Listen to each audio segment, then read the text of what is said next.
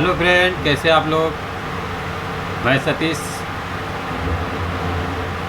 मेरे भाई दीपक यादव जी का बहुत बढ़िया गाना रिलीज हो गया है। आप लोग ज़रूर देखिएगा गाने को। बहुत प्यारा सॉन्ग है, सेट सॉन्ग है। जिस चैनल से रिलीज हुआ है उस चैनल का नाम है दीपक यादव इंटरटेनमेंट। आप लोग जाइए यूट्यूब पर सर्च कीजिए, आप लोग को गाना दिख जाएगा। बिल्कुल न्यू मैटर है एकदम।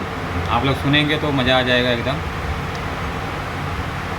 गीत है दीपक यादव जी का, रिकॉर्डिंग हुआ है लवली स्टूडियो जौनपुर से।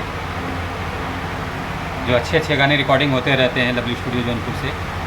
आप लोग भी रिकॉर्डिंग करवाने के लिए आ सकते हैं।